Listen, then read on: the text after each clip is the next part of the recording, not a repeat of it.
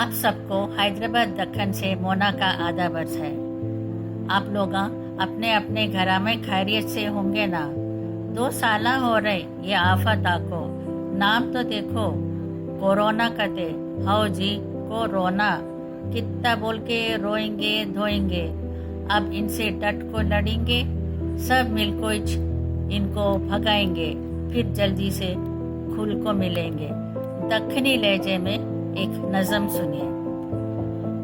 ये कोरोना से कब तलक डरते कते, कई को घुट घुट के आहा भी भरते कते। अकल है सो लोगा जो बोलते सुनो, जो डर जाते वो इच तो मरते कते। करो अब तो तफरी भी घर बैठ को, निकलना इच नहीं अब किसी बात को। नको खाओ जी भेजा कभी बीवी की, जरा सा तो हिल ढुल के कामा करो। ये डिस्टेंस ऐसा इच रखा करो, मिला को कभी फोन बकवा करो। बढ़ाते रहो सबकी हिम्मत सदा, ये कोविड से अब खाना डरो।